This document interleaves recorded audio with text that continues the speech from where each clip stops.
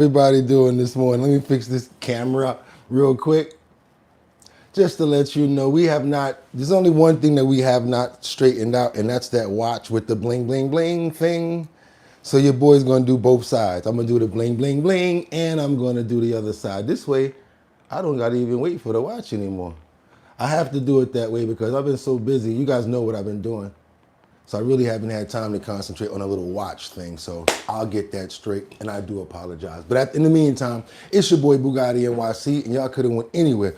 But the fact of the matter that you came here to chill with me, I appreciate you. Let's get some prayers out to the people this morning. Who we got out here this morning? We got KC Ramos in the building. Also, Mark Dorfman. How you doing, Mark? Hope you had a good time yesterday. Prayers for you too, my brother. We also have Liberty and Justice.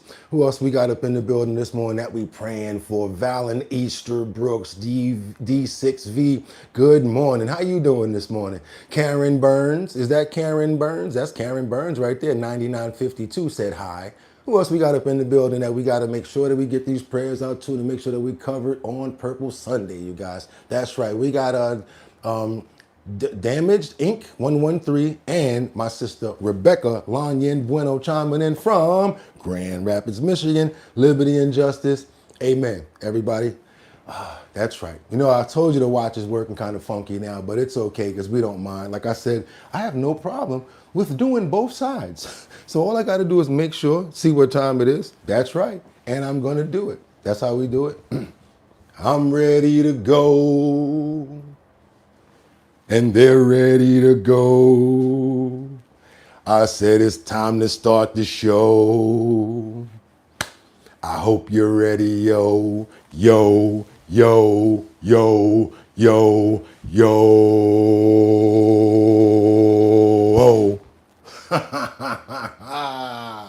And what I said, we ain't waiting for you. We gonna do your side too, but we gonna wait till they get to 6 o'clock because we know some noise is gonna happen. All right? We gonna wind it up. Wind it up. Wind it up. Wind it up. Thank you for. Okay. And y'all know what we about to do, right? Huh? Okay.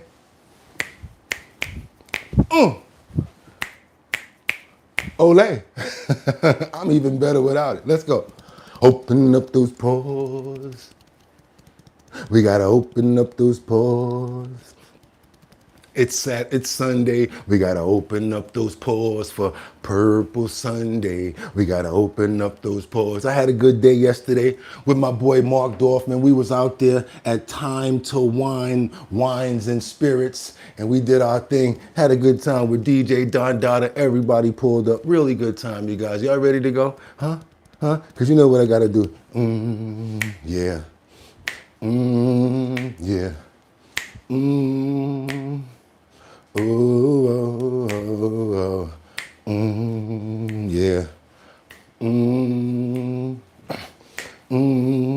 Yeah. Oh, oh, oh, oh. Y'all ready? Baby, I just don't get it. Do you enjoy being heard? I know you smell the perfume, the makeup on his shirt. You don't believe his stories. You know that they're all lies. Bad as you are, you stick around, and I just don't know why. Cause if I was your man, baby, you wouldn't worry about what I do. I'll be coming home back to you every night, doing you right. You're the type of woman deserves good things. Fistful of diamonds, handful of rings. Baby, you a star. I just wanna show you you are. You should let me love you. Let me be the one to give you everything you want and need. Oh baby, good love and protection. Make me your selection. Show you the way love is supposed to be. Oh baby, you should let me love you. Woo! Yeah, boy. Y'all ready? Y'all know what it is. It's Purple Sunday, y'all. Let's get it. If bump that beat. It's not. I'm just so amped up, it's not even funny. It's Sunday the 8/16th, that's right, y'all, 2025. I'm your host, Bugatti NYC, and this here's our bottom line, where we be talking about this and that and that and this and this and that and that. What we be talking about this and that and that and this and this and that just got me lit. That's right, y'all. Purple Sunday, you should let me love you. I was like, yo, you gonna tear that up. Get out there. I was like a coach. Get out there. Do your thing. You know that's that song. Go for it. You don't even need the lyrics.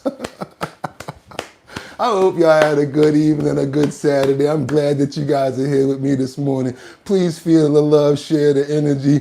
Double tap that screen and get those likes up because we are here. This is our bottom line. Like I always tell you guys, you couldn't win anywhere. But the fact of the matter that you came here to chill with me, I appreciate you guys. I so appreciate you. Who we got up in here this morning, y'all? We got Sky up in here. We got Rebecca Lanyon Bueno, Mark Dorfman, Valen Eastbrooks. That's right. You see, I can't help it. I'm just enjoying life right now, Valen. For real, for real. Batty Lynn, Casey Ramos, Sky, Jay Woods, Liberty, and Justice. That's right. You know how I do, Liberty. You know that be for you because you know how we do on that 90s stuff. We got AJ's up in the building, Lynn Dwells, 4918, Jay Woods, MAGA Americans, and Sky. Love you guys, and I hope you're having a fantastic day. Stay safe and covered under the man above. Amen. Let's get it. This is our bottom line. I can't wait to get into it right now because y'all know what I always say, right? I got 5 on it. I'm going to be stacking 5 videos at a time. All I'm going to ask you guys to do is stay on time, stay on point. Let me know where you're chiming in from. And also, I like to know what time it is because this other guy the other day said, I can't wait till 4 o'clock. Till I can see the show. I said, where are you at? He said, Montana. I said, well, hey, different time zones and different times we come on. That's why I try to search for information and different things for every single person on the show because I care about you guys. Again, hope you guys had a fantastic evening. It's time for me to get to work. Yes, the performance is over. I like to leave it all on the court. So you know what I'm going to say right now, right? Huh?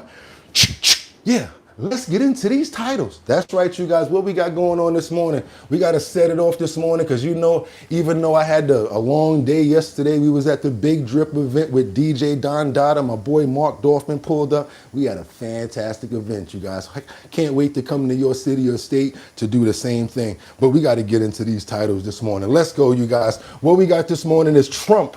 What did Epstein mean when he said Trump knew about the girls? Question. That's was what one of the questions that was in one of the leading emails that was sent out yesterday, and we got to get into that because we have the full clip. Let's keep on moving forward, you guys. The FBI has identified the suspect that vandalized Alina Howard's office. That's right, you guys. They got him. That was kind of fast. I'm just still wondering, how the hell was he able to get that far after he tried to get in there with a bat? Let's keep on going because last but not least, we got 3 New Haven police officers that's they're going on trial for a case that left one man paralyzed. They're talking about they had nothing to do with it. 2 of the other police officers have already copped out to time. Y'all know what that means, right? It's time to get busy. It's time to get into it. Let's get some leading information coming up right now from who? No other than our President Trump that's on Air Force One with some full gaggle taking questions about Epstein, emails, tariffs, and rollbacks. Let's go, you guys. Hope you're enjoying the show. Double tap that screen. Let's get those likes up. It's time to get to work. Mr. President. Hello, everybody. How are you? Can you turn that down, please? Too much. Too much light. Mr. President, what did Jeffrey Epstein mean in his emails when he said you knew about the girls? I know nothing about that. They would have announced that a long time ago. It's really, what did he mean when he spent all the time with Bill Clinton, with the president of Harvard, who you know, that is Summers, Larry Summers, whatever his name is, and all of the other people that he spent time with. Jeffrey Epstein and I had a very bad relationship for many years. But he also saw a strike because I was president. So he dictated a couple of memos to himself. Give me a break. You're going to find out what did he know with respect to Bill Clinton, with respect to the head of Harvard, with respect to all of those people that he knew, including J.P. Morgan Chase. Sir, Yeah, if Jennifer, there's go ahead. nothing incriminating in the file, not, Venezuela, sir? Why sir? not? Why are you acting as if... Quiet, Biggie. On Venezuela, sir, you've had a lot of meetings. Let's keep on going because I got more on this, and it's the actually other side of what I wanted you guys to see anyway. Basically, she asked a question about Jeffrey Epstein, and he kind of shut her down after she tried to continue asking more questions. Let's keep on moving forward because we got more information here. Breaking news where Trump basically scraps tariffs on dozens of food products. Hope you get into them potato chips because I'm still waiting for Lay's to get to a better price, especially in the city. Tell you guys, I was in Staten Island yesterday. I went inside of a shopping center. Big bag of potato chips like this for $4. I was like, what? I'm doing an event. Still grabbed the chips. Couldn't even help it. Bag of chips like this out here is $2 and change. It's like, you got to get them when you can. I had to grab them bag. I had to grab that bag of Utz. I ain't even going to lie. Took them to the event and had them hiding behind the table and all that. Hush. Making excuses. Oh, you can't just drink on an empty stomach, and potato chips is the best thing. Let's keep on going, y'all. Let me get this information up for y'all this morning. I'm so potato chip deprived. It's like once I get a bag, I just go nuts. President Trump issuing an executive order to drop reciprocal tariffs on dozens of food items, including staples like coffee, beef, bananas, and tomatoes. The move marks a major push by the administration to address Americans' concerns over persistently high prices. Here's the president last night. For the most part, the foods, when we cut back a little bit on those tariffs, we'll get the price down, but they're not competitive in this country, like tomatoes and bananas and things. We don't make them in this country, so there's no protection of our industries or our food products. You have to understand, we've all suffered from the Biden prices, which were much higher than they are right now, but I'll be able to get them down even lower, at least a little bit lower, possibly in some cases a lot lower. The new I got to be honest with you guys, that kind of concerns me. We don't make tomatoes or bananas. Like, what do we actually make? We got dirt, we got soil. Like, what's going on? Why we don't make nothing no more? Exemptions fueled by price increases you might be seeing at your grocery stores. As of September, the average retail price for coffee is up more than 40% in the past year. Yep. And that's not all. Bananas and ground beef prices are also soaring. Bananas up 6.6% since last year, and ground beef up 11.5%. Oh, we ain't gonna go to the coffee because I like Bustelo, and sometimes I get the instant. And the little thing of Bustelo right now is $8.99. The big one is like $17.99. I remember when it used to be $6.99. Oh my God, what's going on out here? That's well ahead of the overall inflation rate What? of about 3%. I really believe that they need to make some sort of a price gouging service or a company that goes to stores and look and go right in there like, okay, what's the price of this? Or what's going on with that? Okay, what's going on? Oh, no, you guys got to fix this. You can't do that. You can't be just price gouging people because you feel like you can. And a lot of people don't complain. You know why? Ooh, y'all gonna get me for this one. You know why a lot of people don't complain? Because they ain't really paying for it. Snap. They don't care. Oh, let me get that. Let me get this. Let me get 4 of those, 17 of them, and 9 of those. How you paying for it? Oh, here we go. Snap. Ain't even paying for it. But you get up out of here and be like me and you, or no, me like Mark Dolphin and Casey Ramos, and people that got to really get out here and bang the gavel and go to work. Boom, really out there doing what we got to do to try to make that. All we got to do be like this. Let me see a piece of steak, right? I'm for real, and I ain't knocking us, but we got to do it the hard way. So why is it? It's not right. It's just not right. I'm just telling you guys right now, they need to get these prices right. And I really do believe that they need to make some sort of real enforcement company that comes inside and check on them potato chips. What's going on with them damn Lay's? Why they so much? And there's only 8 chips in the bag. I'm going to stay on this until they fix it. I'm telling you guys, I got something going on against Lay's. Lay's, get in contact with me. I'm going to be the foreman about this.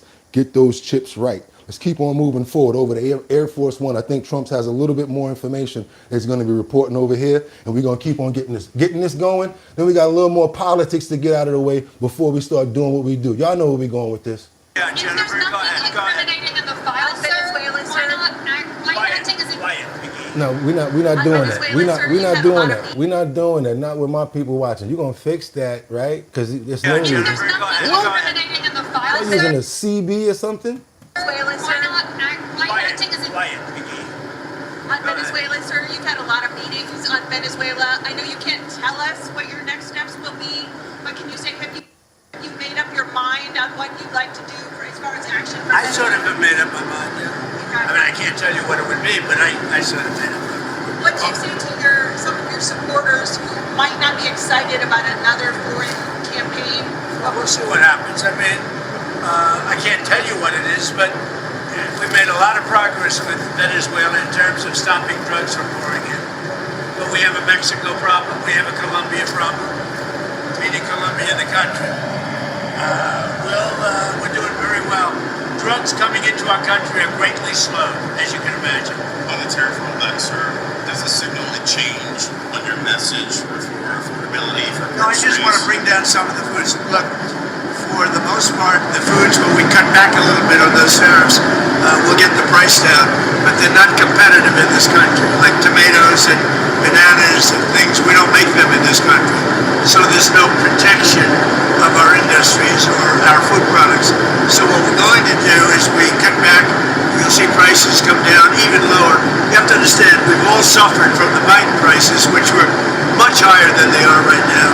But I'll be able to get them down even lower, at least a little bit lower, possibly in some cases a lot lower. I just think some chain stores are just going about it like ridiculously crazy. Like these corner stores and certain supermarkets, especially in like the inner cities where they know a lot of people are like relying on SNAP and that they're not paying attention to stuff. They're just ODing on prices on stuff just because they can. And like nobody really working for it. So they're like, hey, go ahead, swipe it up. Let's keep on moving forward, you guys. It's enough of that audio right there. But let's get on some Venezuelan reporting. I can't believe this. They're talking about they're on alert over at Venezuela, talking about they mobilized some troops, talking about in response to the warships that Trump put in the Caribbean. Venezuela, y'all need to sit down somewhere, for real. Talking about they mobilized. Mobilize what? Oh my God, they out there talking about trying to look all forceful, running around with the, man, if y'all don't sit down somewhere, we could send part of something to handle y'all. I think Maduro need to have a conversation and sit down and try to figure out what he's gonna do to fix this situation. I know there's a lot of pushback about what's going on when it comes down to, the ships the boats that's smuggling and bringing drugs back and forth. There's a lot of pushback about that. But at the same time, there's really not too many other ways that we can handle situations like that. They are doing it in a very forceful way. But as you're going to see what Mario Rubio says, we ain't even asking nobody for no help. We got this. In no direction. Do we need any funds? Do we need any help? We got this on the ground everywhere. Tonight, the world's largest warship is now in Latin American waters. President Trump has dispatched the USS Gerald Ford aircraft carrier strike group on what's being called a counterterrorism mission. That has prompted a strong reaction from Venezuela. Here's our chief national security correspondent, Jennifer Griffin. Yeah, all right. As the U.S. military buildup in the Caribbean continues, Venezuela's defense minister ordered the country's 200,000 soldiers to prepare for war. If they come to touch Venezuela, there you will see a people determined to defend this homeland to the death. And that's what it's going to be. Yours. Listen. Colombia has halted the intelligence it will share with the U.S. This comes a day after Fox News confirmed reports that the U.K. began limiting some of the intelligence it shares with the U.S. in the Caribbean. Both countries have concerns U.S. military strikes against 19 boats, killing 75 people, contravene international law and amount to extrajudicial killings of civilians. Might as well say, we got a whole bunch of kamikazes and we're ready to go. We have very strong partnerships with the UK and other countries. Again, nothing has changed or happened that has impeded in any way our ability to do what we're doing, nor are we asking anyone to help us with what we're doing in any realm, and that includes military. The USS Gerald R. Ford, the world's largest warship, is now in Latin American waters after being ordered by the Pentagon to leave its deployment to the Middle East ahead of schedule. The aircraft carrier strike group, with nearly 4,000 sailors on board and dozens of warplanes, is being escorted by 3 guided missile destroyers. 24% of all U.S. Navy vessels are now deployed to U.S. Southern Command. U.S. ground forces, meantime, have returned to Panama for the first time in over 2 decades for jungle warfare training, reviving the Cold War-era Green Hell program. The renewed focus on jungle combat coincides with President Trump's talk of potential land operations. Yeah, okay, I'm just telling you, I don't think they want it. If I'm them, you need to have a couple of conversations, because the truth is, I don't want to see people lose their lives. That's enough war, enough crap going on right now, period. And Maduro, y'all ain't got it. Y'all can't deal with the U.S. when it comes down to land, air, sea. Don't even matter. Just don't even do it. And I'm not even trying to stick my chest out. Let's just keep on moving right now. Let's get on over to Gavin Newsom. Gavin Newsom's former aide. I'm telling you one thing about her. She was really shaking the dice with her freedom. 20 years is what she's looking at. For doing what? Campaign finance fraud. I guess she thought that she could take some money off the top without anybody finding out. Let's get on over and cover this story right here, you guys. One of your favorite governors of one of your favorite states of United States of America. Let's go. We're learning new information about the arrest of Governor Gavin Newsom's former chief of staff, Dana Williamson. Steve Large reports she now faces a long list of federal charges, including stealing from campaign funds. You have anything to say at all? Former Governor Gavin Newsom, Chief of Staff Dana Williamson, surrounded by reporters leaving the federal courthouse. The former high-ranking state government staffer facing federal charges of stealing from campaign funds, filing false tax returns, and illegally obtaining COVID-era PPP loans. Got her. She did not answer questions as she stepped into her awaiting vehicle outside the courthouse steps. Prosecutors say she has not been cooperating. How would you respond to that? I don't have any comment on that. Her attorney also not answering questions about the bombshell investigation. Williamson is one of 5 co-conspirators in the indictment and the only one prosecutors say has not cooperated with investigators so far. Court documents show she used money from false tax returns on luxury items, including a $15,000 Chanel handbag, a $19,000 HVAC system, a $21,000 private jet charter, a $156,000 Mexico birthday celebration, and a $10,000 trip to a theme park. She has limited options. She's going to want to jump on those. Attorney Michael Weiss is not connected to the case. Tells me they did a thorough job, and they wouldn't bring this kind of an allegation, especially given the potential political ramifications of this, if you will, or the undercurrent. It tells me that they were thorough. She out there in Mexico like, one more taco, please. Hi, one more margarita. Margaritas for everybody. Charge it to my account. Here, use my card. Like this. You know that commercial where somebody sees something that they really want to buy. Next thing you know, like, yeah, so she was doing that too much with the company card, y'all. And she got caught. Let's go. And made sure that they dotted all their I's and crossed all their T's before they filed the indictment. Got her. A federal indictment 20 years. and a fall from grace for this one-time power figure in California state politics. Williamson is scheduled to be back in court December 11th. She faces a total of 23 charges. If convicted, she faces up to 20 years in prison. Was it worth it? Was it worth it? You can't handle no 20 years in prison looking like that. Well, matter of fact, I don't know. They're going to definitely stay away from you. You ain't got to worry about no women trying to get nothing from her. If anything, they're going to think you trying to get something from them. Take them shades off. She's trying to be on the down low with the shades. Boo, you should have had a hoodie on and a whole bunch of other stuff, because them shades ain't doing you no justice. Everybody knew who you was. Big back, big back, big back, big back. Yeah, she trying to hide herself by putting on them shades. Nah, I ain't going to do it. I know y'all going to get me for that. I know. Let's get on over to Washington with an FBI suspect accused of attacking Alina Habba's office. I want you guys to see what's going on with that. Let's go. Let's go. Let's keep on moving. We got a lot more information to get out. Let's go. Also this, did you see the FBI identifying a suspect days after an attack on the office of acting U.S. Attorney for the District of New Jersey, Alina Habba? Chanley Painter. I'm going to mark this up to bad security. Dude came with a bat first, then came without the bat. Nah, dude, get up out of here. If I'm security, yo, ain't you the dude that just came with the bat? Get up out of here. No, but they let him in the building. Wonder why, y'all. If it was me, they wouldn't let me in. But I ain't gonna say nothing. Let's keep on going. Here with the details. Good morning, Chanley, in the flesh. Hey, Lucas, good to see you, and Griff and Rachel as well. Good morning. The FBI is now offering a $25,000 reward for the arrest and conviction of that man. Here he is. Take a look. Keith Michael Lisa. Authorities say he is 6 feet 3 inches tall, has brown eyes, gray hair, and brown eyes, considered dangerous. They also say Lisa has ties to Mahwah, New Jersey, and to New York City. On Wednesday, police say Lisa entered the federal building with a baseball bat. bat, but after being denied entry, he returned later without it and proceeded to the floor where Alina Habba's office is located. Attorney General Pam Bondi saying Thursday the man was trying to confront Habba. Watch.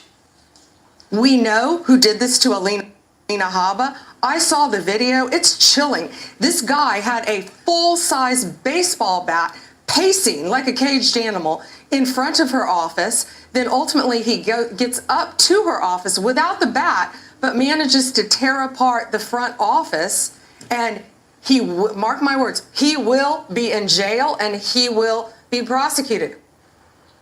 And Habba reacting to the incident on X, posting this quote, "I will not be intimidated by radical lunatics for doing my job." It is still unclear whether Habba was in her office at the time of this incident, though Bondi has said Habba was not harmed during the incident. Authorities also have not released any sort of motive as their manhunt continues, guys. I just don't understand. Like, how the hell did he get in the building? How did he get back in the building? Who's the security? They talking about a $10,000 reward. It could have actually been handled with about $23 to $45 scale. You know what I mean? That's probably how much the right type of security would have cost to prevent that dude from coming in the building in the first place. Duh. Metal detector, video camera, somebody monitoring the camera. Ain't that same dude that tried to come in here with that bat? What type of security do you guys have? The sad part about it is now, I hope you guys are aware now of the type of security that's going on around here. And that's very interesting to know and very important to know. Because you were relying on some security, whatever like that. And what are they? I told you already. They don't stand for alcohol, tobacco, and firearms anymore. It stands for after the fact. Your ass would be in the ditch somewhere and they'd be like, hey, can we see the video? Or running in there, messing with all the wrong people after the fact, an hour later, talking about, where's he at? Sad part. And then how the hell did he get in the building in the first place? Okay, I'm gonna keep on moving forward. So whoever that security guard is, I'm bucking for his job. I think he need to be fired. Whoever was downstairs at the metal detectors and all of that, they need to be fired. Forget all of that reward and stuff, because it's stupid in the fact he already got up there. Let's keep on moving, because now we got to go back over to Boston, where this firefighter was charged with a child R word. He's appearing in court. Yes, a firefighter, someone that we are supposed to have protect us, know and take care of kids. Yeah, he did something crazy. And I had this story for like a couple of days, but I had to hold it because I was taking a little while to get it out. A Boston firefighter was back in court today after pleading not guilty to child rape charges. The victim came forward with the allegations earlier this month after what she describes as years of abuse.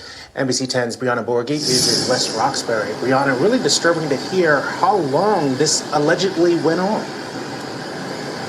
For years, Glenn and JC, this is 60-year-old James Corbett at the center of this. He is also charged with human trafficking, aggravated rape of a child, and indecent assault and battery on a child. The Suffolk District Attorney calling these allegations, quote, extremely disturbing. 60-year-old James Corbett leaving West Roxbury District Court with his head down after posting $25,000 bail for charges involving repeated sexual abuse of a young female victim. According to court documents, the alleged sexual assaults took place over 6 years, starting when the victim was 11 or 12 years old.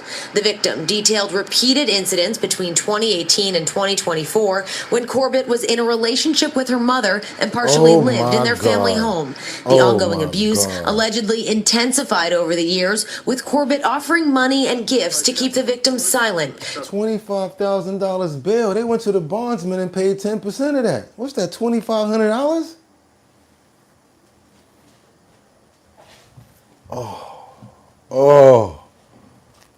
Today, Corbett was released on the following conditions. You're to stay away and have no contact with the alleged victim and any witnesses in the case.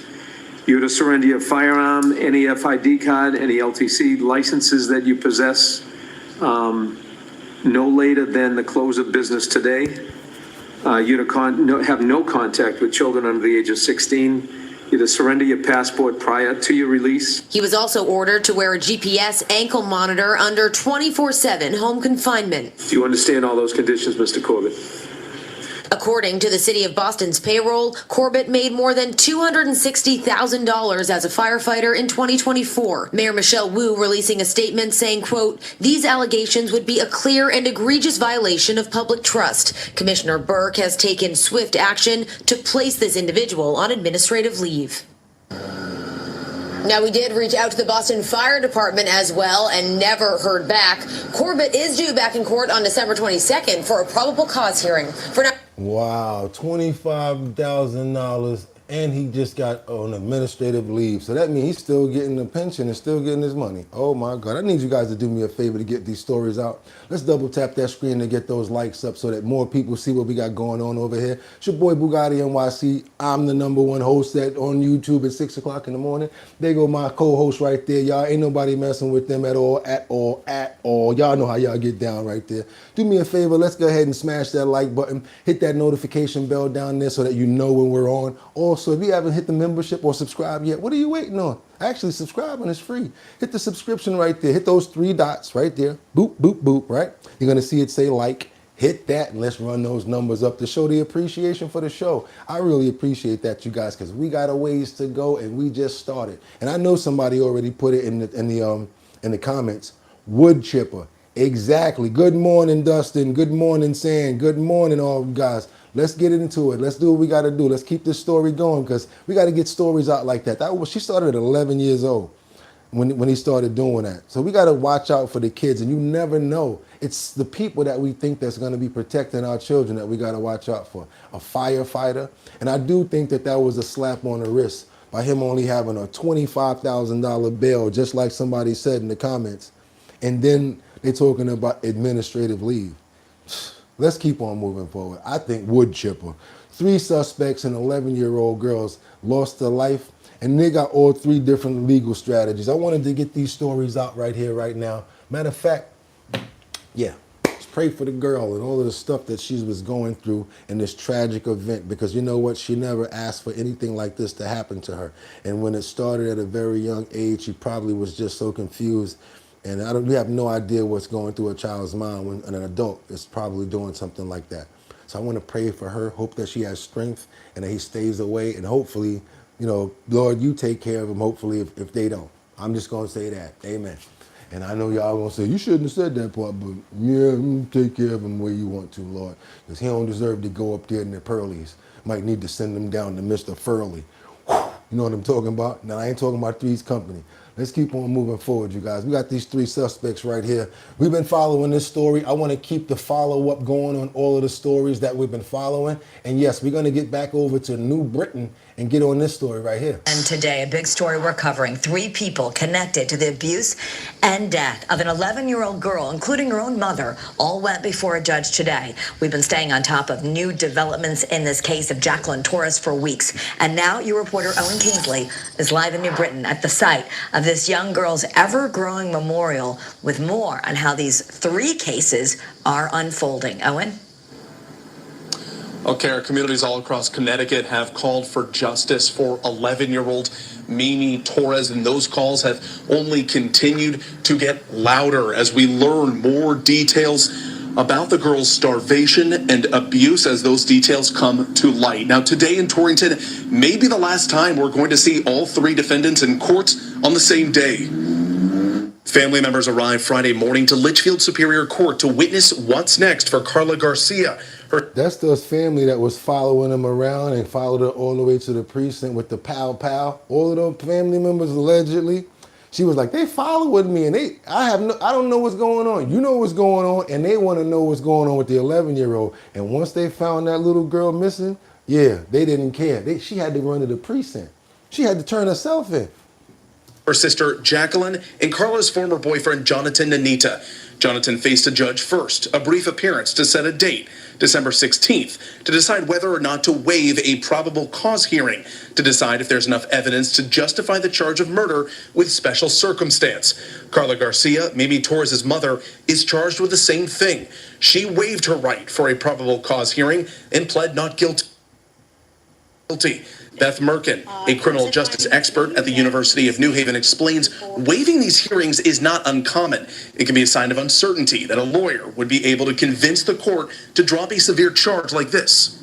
You may not be very well prepared to cross-examine the state's witnesses compared to how you would be when the case is ready for trial.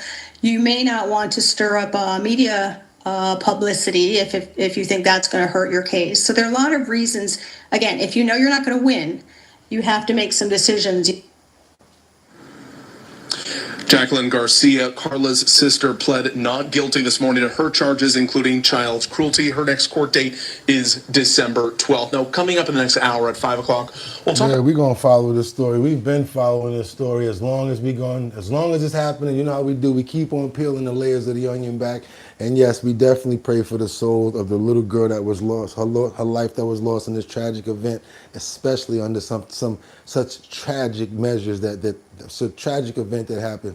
Amen. Let's keep on moving forward. You got starvation, a child, like, come on. They wood chipper, another wood chipper right there. I know, wood chipper, and I know, he's like, yeah, already, look at Casey, wood chipper, and he said, you already know. Wood chipper, I know, dog. Alley-oop, right over here, got you. I wish we had the button to press. Let's get on over to Brickell. This condo manager, I don't know what she was thinking about, but she tried to get up out of there with $140,000 worth of these HOA people's money, and she got caught out there. And guess what? She just got locked up. It's gonna be a while before she get out. Before stealing she thought stealing $140,000 was gonna be easy. Watch your head. So now she like this. Oh man, guess what? No, she's actually in court right now. Let's get into this story right now. Condo manager in Brickell accused of stealing more than $140,000 from an HOA faced a judge today. CBS News Miami's Abby Dodge spoke to one resident who tried to gather proof of fraud for more than a year. One resident told me they knew something was going on, and after this arrest, they feel their community is safer, but there's more to do. 37-year-old Yeseli Haro was a manager at the clubs at Brickell Bay Condominium from 2016 to 2023. Haro is now out on bond, but there are conditions. All right, so ma'am, you are ordered to stay away from the club at Brickell Bay at 1200 Brickell Bay Drive in Miami, Florida. You're not allowed to go to that business. You must stay away from there. Do you understand? Just skimming a little bit off the top. I mean, it's just $140,000. Yes. Thank you. The Miami-Dade state attorney says Haro forged and manipulated online payroll records, taking more than $140,000 from the community's funds. Haro allegedly hired 5 family members and friends to work for the management company First Service, but some were already employed by an outside contractor for janitorial work in the building, meaning they were getting paid twice. Wow. Others didn't work in the building at all. That's where the term ghost employee comes in. They never legally worked for Haro's employer or the association. She had a little mafia thing going on over there. Like, we're gonna have a couple of no-shows happen over there. What is a no-show? That's when you're gonna pay somebody and they're not gonna show up. Residents say when they tried to get proof of fraud from the board and the condo management company, they felt like they weren't getting the whole picture. We were left pretty much without being able to take action. We didn't even have access to sufficient documentation to go to the authorities ourselves, because when we did go to the authorities, we were limited on the information that we could have. So this really shows a roadblock and a limitation for homeowners, and it also shows kind of an open door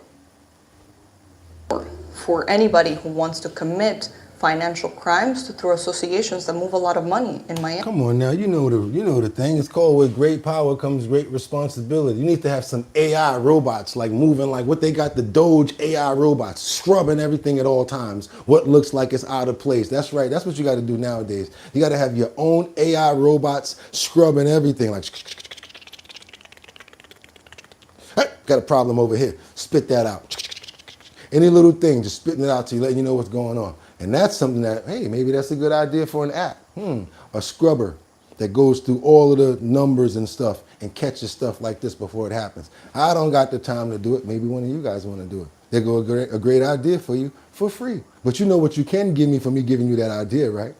Y'all can double tap that screen to get those likes up to let everybody know that we over here. Or you can hit that subscription right there or hit that notification bell down to let everybody know that we're on. Let's get those numbers up. We don't want to roll out looking like Hunter I can feel it. Biden today. Let's get those numbers up, y'all. Come on, y'all. Let's do what we got to do. Let's get on over to Phoenix, where this war veteran with a violent criminal past is deported.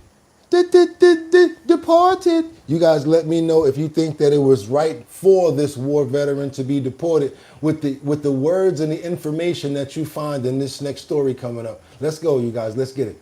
Should a decorated Iraq war veteran, 2 tours, a Purple Heart, be deported from the United States? Supporters say no, but then if you factor in a violent criminal past, including an attempted murder conviction, does that change how you feel? 12 News journalist Sean Rice is here with the details on this very complex case. And Sean, what are you finding? Yeah, what a paradox there, right? Today, outside the Phoenix ICE field office, veterans, lawmakers, and immigration advocates gathered around in outrage over the deportation of Purple Heart recipient Sergeant Jose Barco. He is a decorated Iraqi war veteran with, as you mentioned, a violent criminal past, and both of those facts are now at the center of a national debate. Today, I stand here outraged because of what happened to Sergeant Jose Barco. It's nothing short of a national disgrace. Sergeant Jose Barco may not be from Arizona, but his complicated journey through our immigration system ended here. He was deported this morning at 4 a.m. His family got a notice that he has been deported. We still don't know where he was deported to. Barco enlisted in the U.S. Army at 17, deploying twice as an infantryman. He received the Purple Heart after being thrown from his Humvee during an IED attack, then running back into the flames to pull 2 soldiers from safety.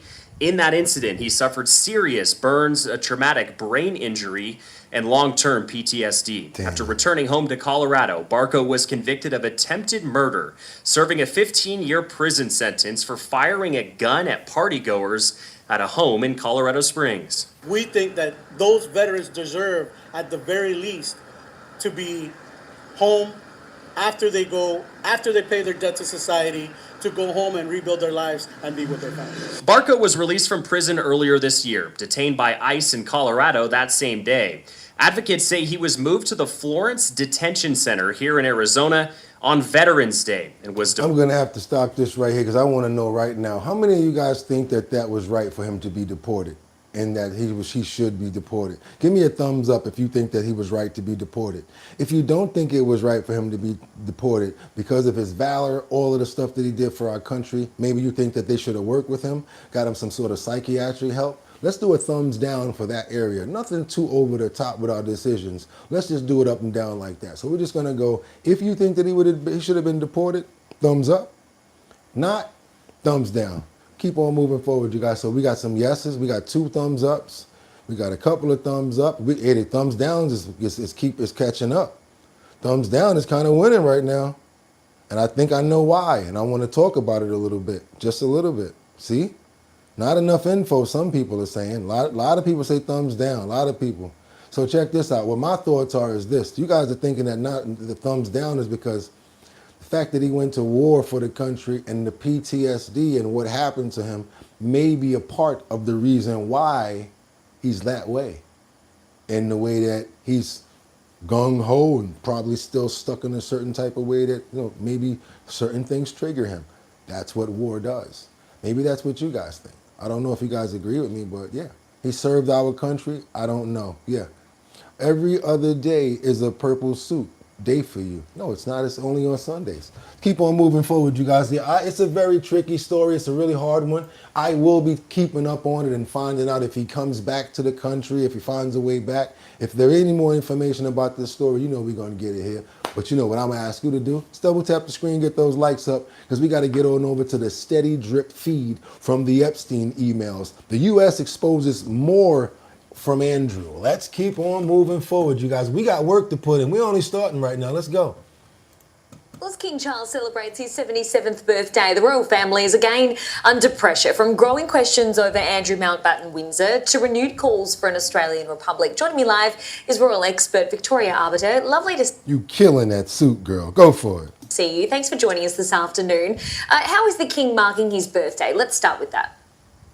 Good afternoon to you. Well, the King had a very wet and windy birthday celebration on Friday. He was in South Wales with Queen Camilla, where he began the day by visiting Carmarthen Castle. The castle is celebrating its 200th anniversary this year, so he was presented with a cake in the shape of the castle, and he was treated to a resounding rendition of Happy Birthday. From there, he went on to the South Wales tram depot, where he rode in a tram train. He was in the driver's seat for a short journey, but really what was most striking was how many people braved Storm Claudia to come out and give him homemade cards and gifts. People were shouting happy birthday, and he made sure to stop and greet as many people as possible that had been waiting in the rain, some for well over 3 hours. So a cold, wet and windy birthday for the King, but one spent working, which is how he would have wanted it. Absolutely, and it's amazing that all of those people still coming out to support him despite the wild weather there. And I mean, it has been a pretty tumultuous few months, to say the least, for the royal family. You've got the Andrew issue, which just seems to be refusing to disappear. How much pressure would that still be putting on the palace behind the scenes? Well, I think certainly the palace will have been very glad to see that support for the King has remained pretty steady. People overall seem to be very pleased with the fact that he took decisive action. Still, it is becoming increasingly frustrating that there is a steady drip feed of emails that are coming out of the US. Every time it is further bad news for Andrew. Just this week, there were several thousand more emails that came out, and in them, it seemed to validate that photograph, that famous photograph of Andrew pictured with Virginia Jeffrey, as being authentic. For years, Andrew has tried to cast doubt over that particular photograph. There were also emails between him, Ghislaine Maxwell, and Jeffrey Epstein dating back to 2011, in which he seemed to be begging for them to help him clear his name, saying, I quote, I can't take any more of this. He was asking for any legal letters to show that he knew absolutely nothing about Virginia Jeffrey and that he had nothing to do with any of the allegations. So it is a story that simply won't go away. But at this point, the King really has done everything that he can do without there being a formal investigation into the former prince. Oh, that's coming. And I mean, it's important not to speculate, but do you foresee the Andrew scandal worsening, that new information will be revealed? Yeah, he's a regular person Well, we now. simply don't know what's in those files, and I think that's why everyone's so eager for them to be revealed. But I also think the more we talk about Andrew, it is becoming increasingly important that we talk about everybody else that That's why I wanted it to get to that part. Because check this out. You know what I think is going to happen? You only can push a man but so far. Remember when they started pushing Diddy to a certain point, and people started wondering, was he going to tell certain secrets? Because think about this. You ever hear the term birds of a feather flock together? Man, listen, you already see what happened yesterday. It's Nino Brown up in here. If I'm going down, everybody's going down, all right? Miss Hawkins. See, I wasn't born with a silver spoon in my mouth, Miss Hawkins. You know, they threatened me. They threatened me. Who threatened you? You know him right there. Kareem Akbar, head of the CMB, said that they was going, my mother, if I didn't get down with them. You know what I'm talking about? People will play an Academy Award role just to get out of something. And they're going to start, it was him. You thought it was another down there? It was him. It was him. They're going to be snitching like hell. Once you get to the point where they push you to a point where they done stripped his name, they done took his house, they done kicked him out of there. He ain't the prince no more. They calling him some old Andrew Mountbatten Windsor. His name might as well be Huckleberry Doonesboro. I don't know. What's the next thing he gonna do? Either bow, sorry to say it, you know what I'm saying? Or you know what? Y'all want to snitch on me? It was such and such. It was this person too. And he was down. Yeah, I don't think somebody gonna start telling now. Don't think he ain't gonna start snitching. Some people get like that. Now, if I'm going down, everybody going down. Trust me, it gets like that sometimes. Let's get to this next clip. We're gonna stay into this information here in the Jeffrey Epstein sort of realm. Got some information here. I don't really like him. He's a little dry, but it's okay. Michael Cohen's going to urge Congress to release the Epstein files and a bunch of other stuff that he's going to be talking about here. He doesn't know him, has a little bit of information. I wanted this to come up because he does have a little bit of information, and the question it actually has something to do with what we're into. So let's go get it. Let's get it. Michael Cohen joins me now, of course, former Trump lawyer and now host of the political Substack channel At The Real Michael Cohen. See, I just have a feeling for him that he just reaches a little too much. You could take a little bit of what he says, but yeah, Welcome back Annie, a lawyer, please. to the show, Michael. I'm glad to have you here. First question. Did you meet or know Epstein? And I'm curious why you think he was invoking you in some emails and the plausibility that this report, he tried to feed comments and questions to a member of Congress when you were appearing for questioning, like literally in real time. Yeah, good to see you, Alex. Ain't that something, right? Let me be clear about something. I've never met Jeffrey Epstein. I've never spoken to Jeffrey Epstein. I've never emailed or texted or had any dealings with Jeffrey Epstein at all. In fact, he's trying to clear his name right out the gate. I've been very clear to say that while I was employed at the Trump Organization for more than a decade, I've never even heard him speaking with Trump. I never met him in the office. Zero. So now we get to the member of Congress during my House. Now check this out. There's an actual see, whoever ain't here, whoever left, they missing a banger right here. I didn't tell you guys this was going to be a crazy episode. I'm sorry. I forgot to tell you. But y'all should have known better. Now we have a member of, Congress sitting there texting Jeffrey Epstein.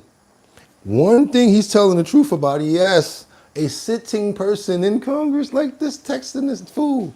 Texting Jeffrey Epstein. Let me give you this back. Let me bring this back real quick. I want to make sure he said member of Congress. I want to make sure I'm getting my words right. Let's go. In fact, I've been very clear to say that while I was employed at the Trump Organization for more than a decade, I've never even heard him speaking with Trump. I never met him in the office.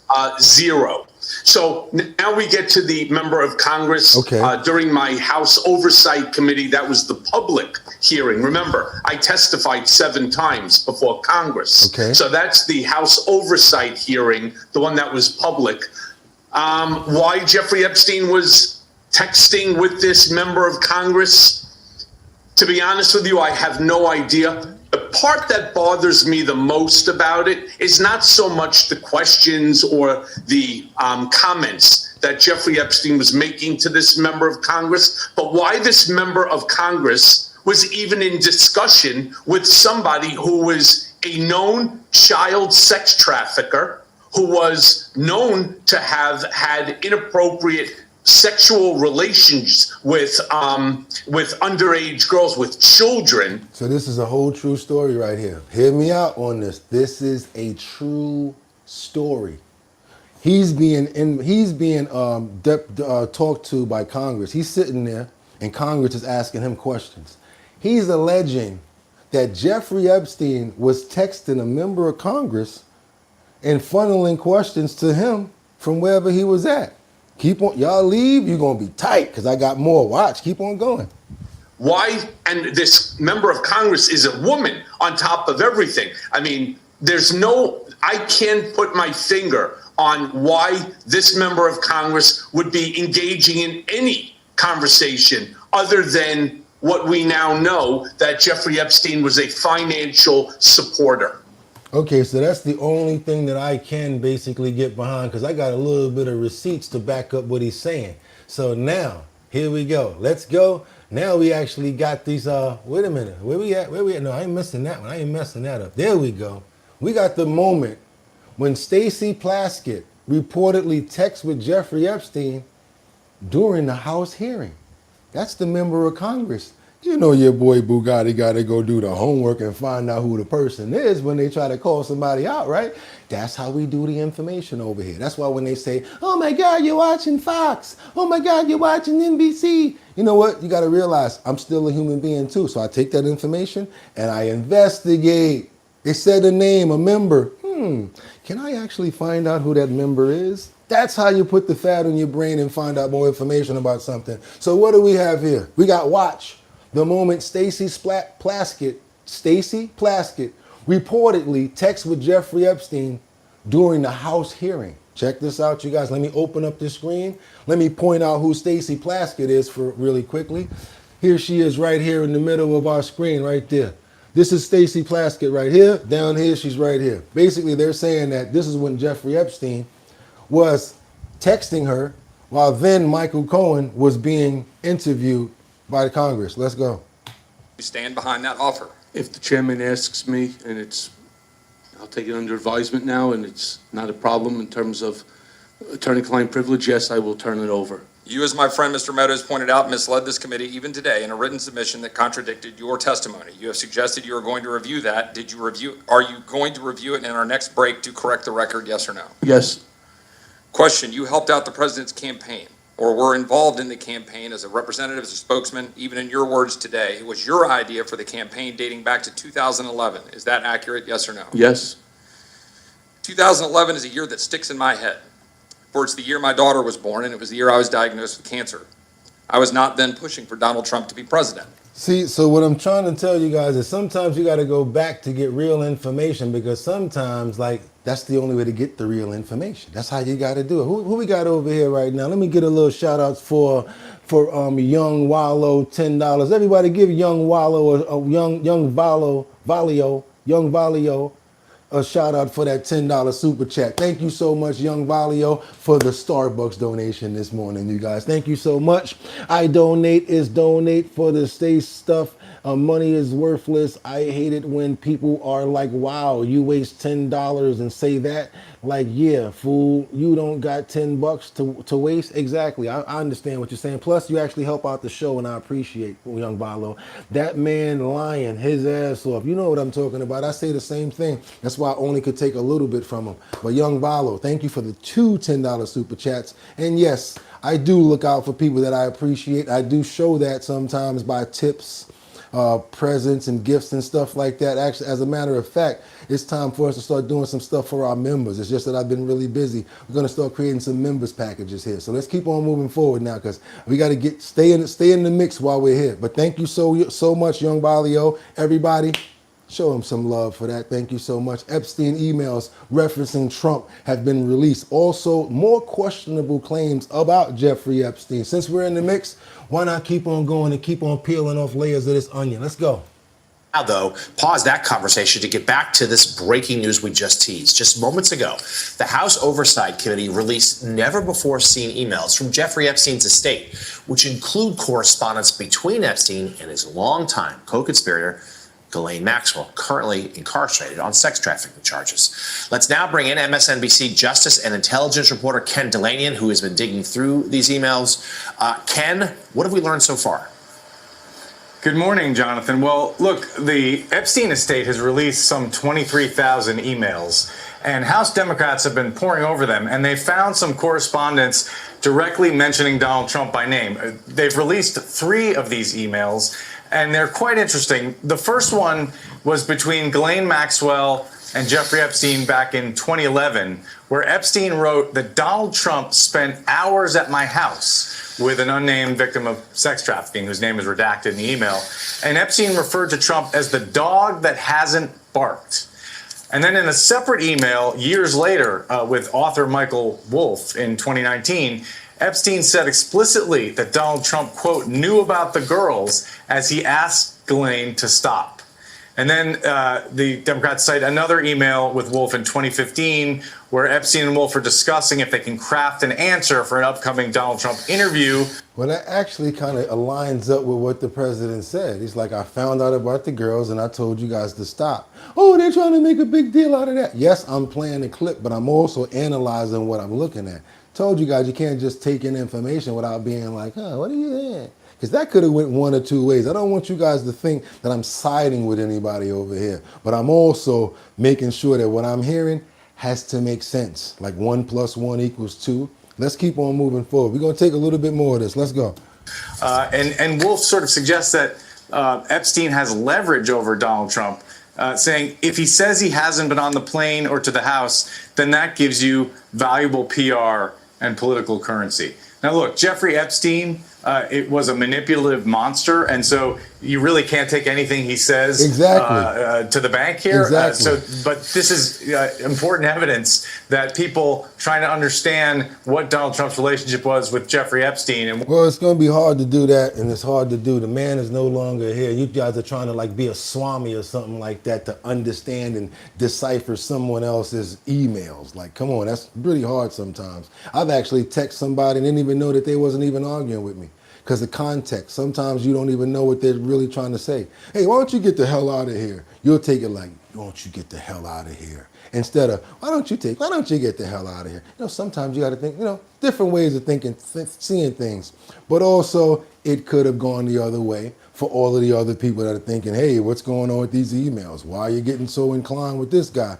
Could have definitely went that way, but that's why we want all of the files so we can figure out what's going on here so that we make a sensible decision on what's happening. Let's keep on moving forward to New York. I want to wake up in a city that never sleeps and find I'm king of the hill, top of the heap. As long as I don't own Tom Brady's card shop, that's right, because some clever thieves went over there and stole some rare baseball and Pokemon cards yesterday. Check this out, you guys.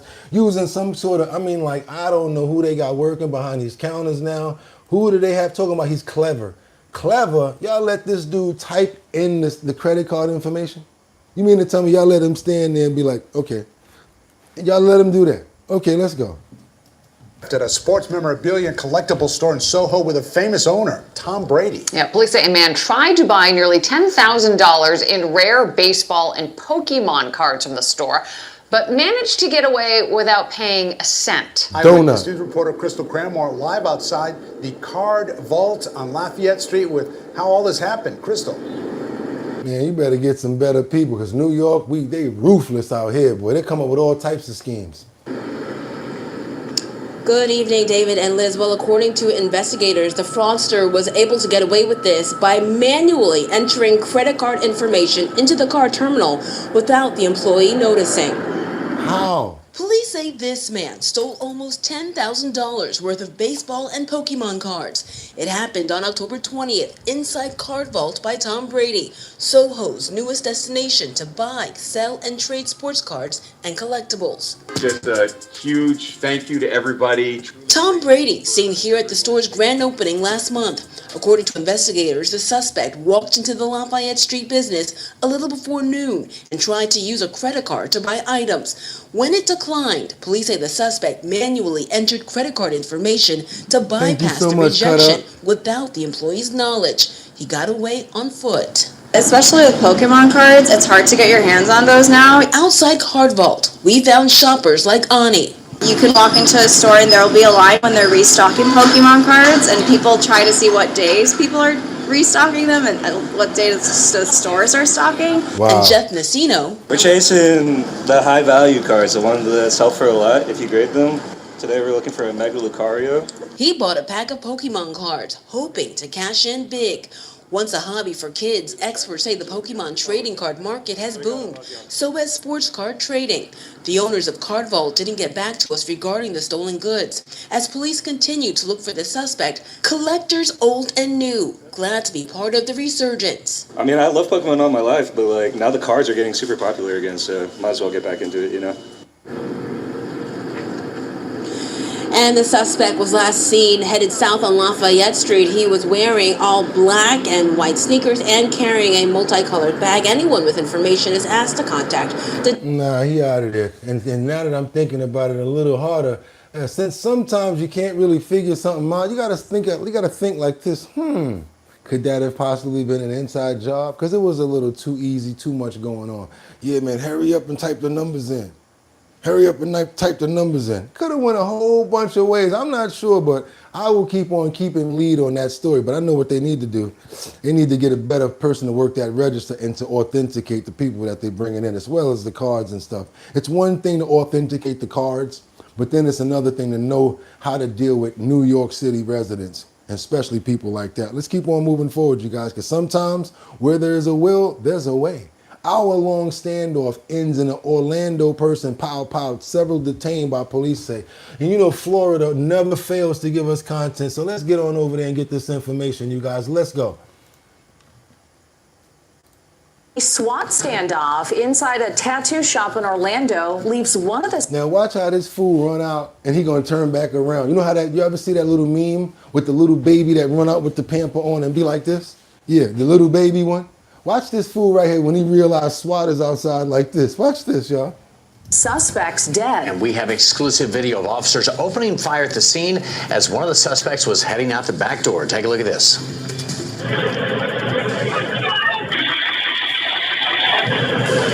Try to light him up. A business nearby shared this surveillance video with us. The Orlando police chief says someone ran out the back door holding an AK-47. Before she saw there, they quickly turned around and then barricaded themselves inside. Nah, I want them to hear those rounds going off. They was like, da-da-da-da-da-da-da. Yo, he turned around like that little baby in the meme. Check this out, y'all.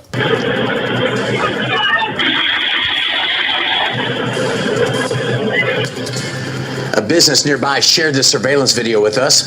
The Orlando police chief says someone ran out the back door holding an AK-47. Before she saw there, they quickly turned around and then barricaded themselves inside. It's all happening at a tattoo shop and a strip mall in the area of Edgewater Drive and Lee Road in Orlando. Fox 35's Chancellor Wynn is live on the scene with the latest. What do you got now, You know Chancellor? the little baby I'm talking about? Jacqueline, you know what I'm talking John, I want to about? point out in that exclusive video we have showing one of the suspects coming outside where the Orlando police chief says that suspect was holding an AK-47 style rifle. You could hear and see as the SWAT team opened fire. The chief of police with the Orlando Police Department is not confirming how the person was killed. They say when the SWAT team made entry, was inside of that tattoo shop, they found one person dead. I want you to take a look at the scene to get a little bit closer. I know it's dark now, but this is the shopping center. There's about 5 or 6 different shops there. And the tattoo shop is the one that has the lights on. I know the red sign's kind of burnt out a little bit, but the glass, the front windows there are shattered, busted out, as well as the front door. That video you saw, the exclusive video, was the backside of that business. Now, the Orlando police chief, he says there were multiple suspects inside the tattoo shop. This all because of drug activity. The chief of police says there was lots of drug activity happening at the tattoo shop. SWAT team was here serving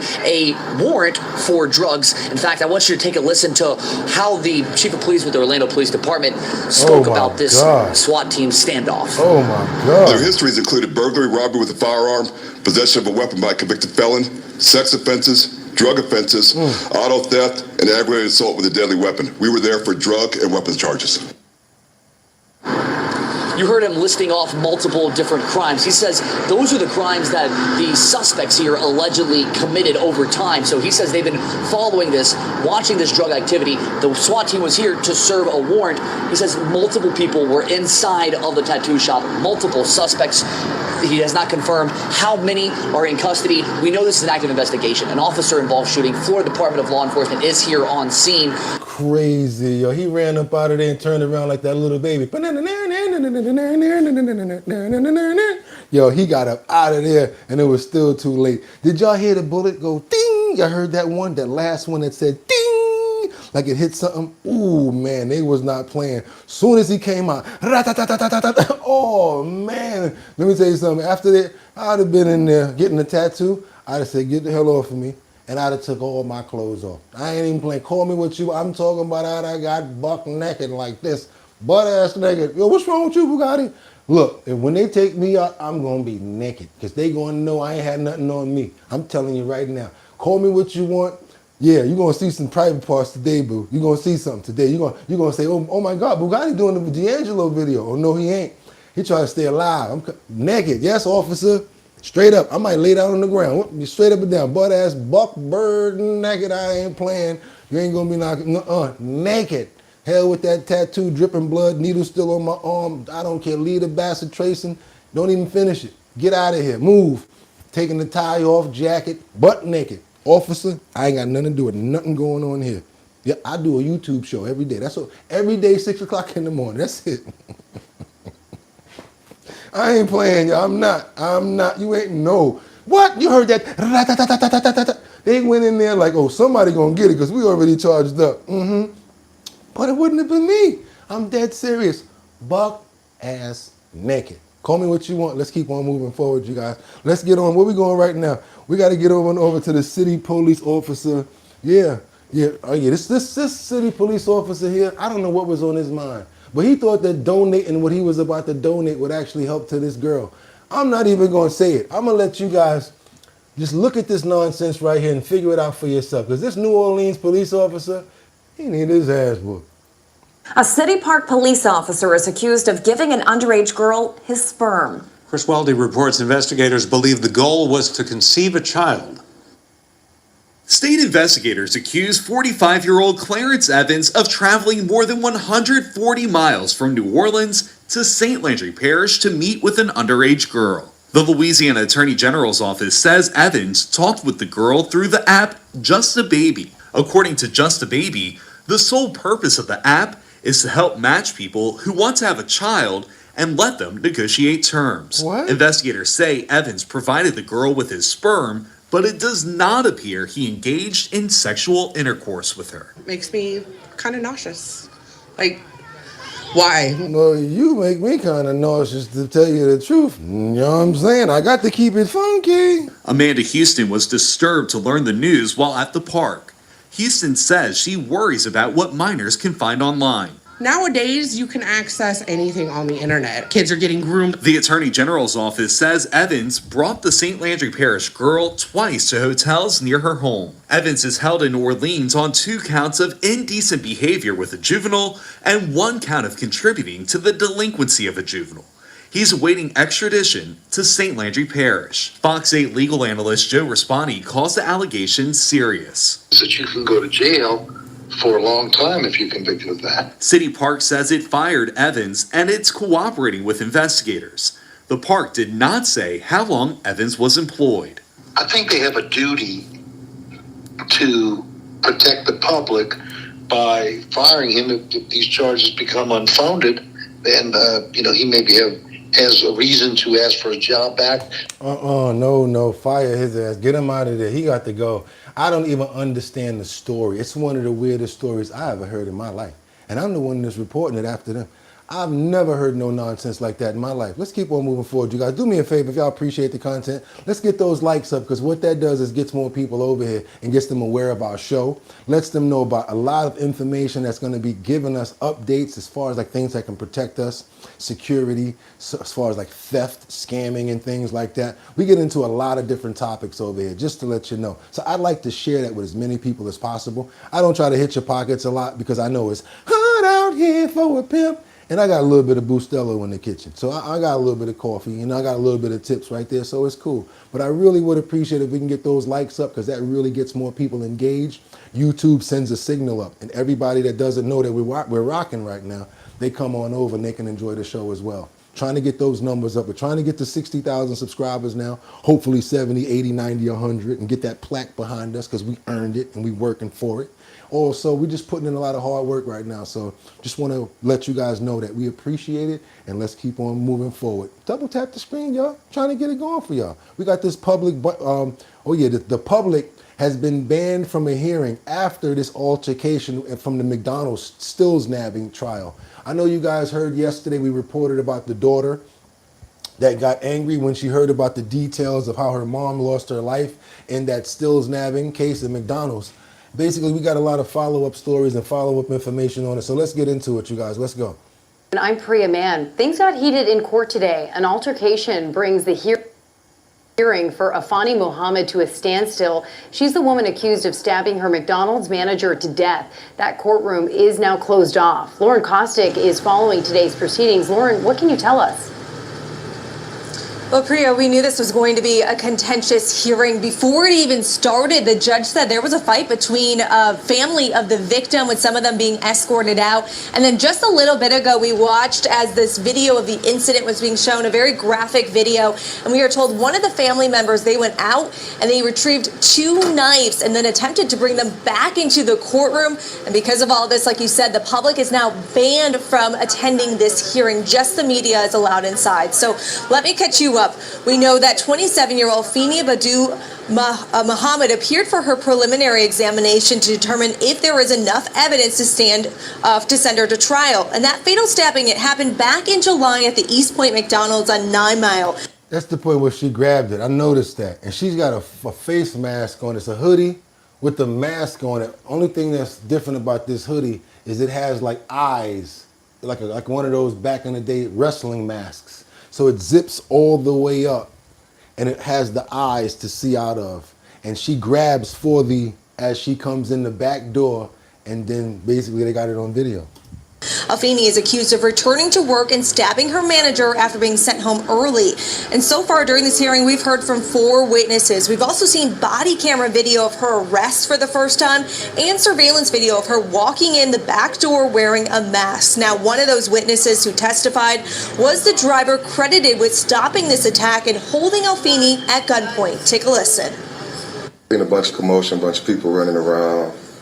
At first I thought maybe they was getting robbed or something like that, because I was on the phone, and I seen maybe 2 people fighting. There was one person had a mask on, and it was an employee. And then I seen the knife being produced, and I seen her start stabbing her towards like the neck area. Damn.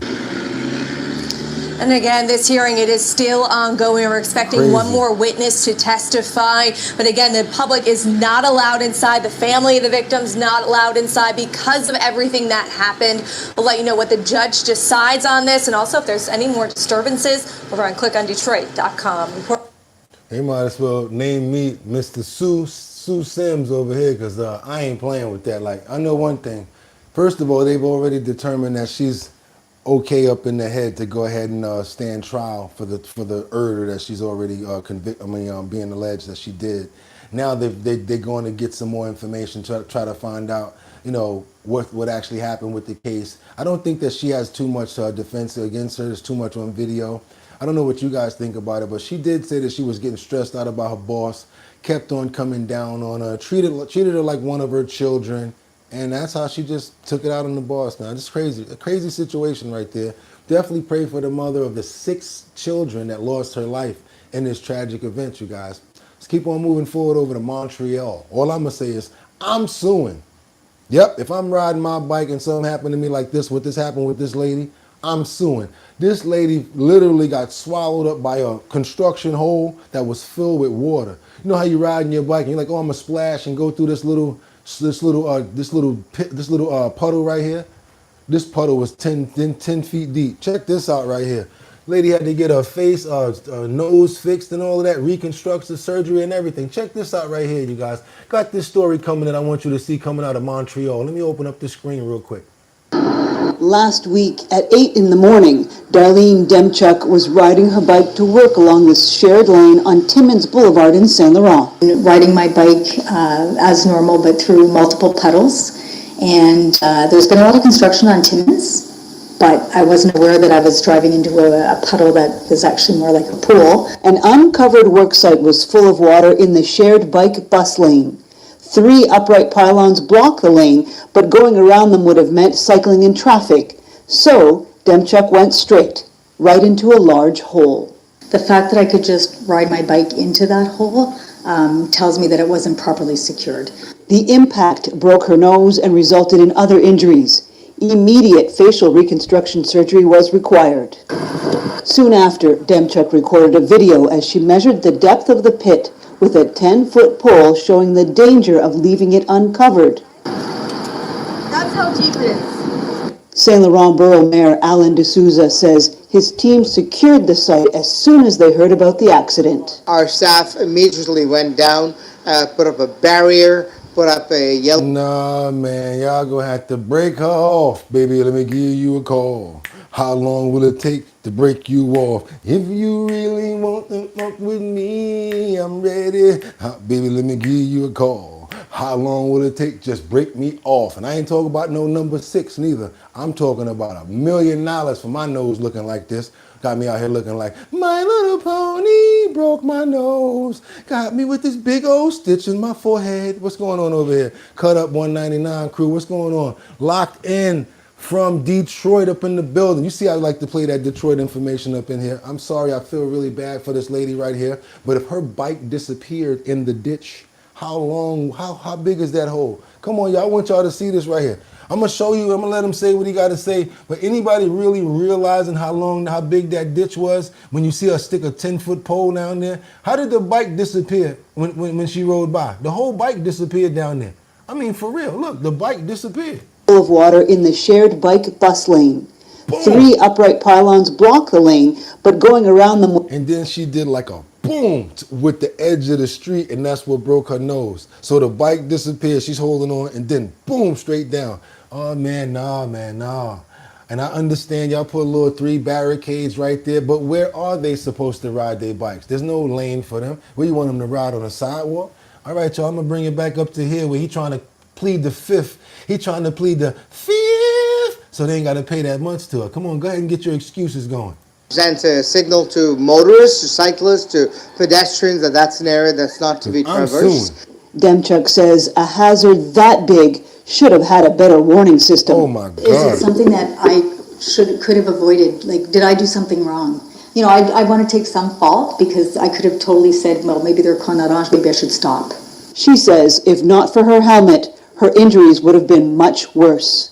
And she says she's speaking out in hopes that this never happens to anyone else. Christine Long, CTV News. No, man, that's a construction area work site, construction area work site situation.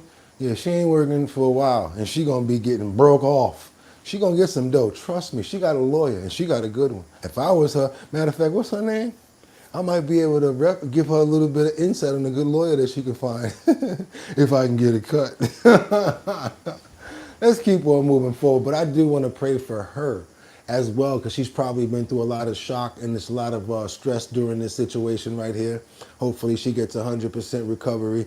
And yes, Lord, we thank you so much that nothing else happened even worse. That could have went even worse than that.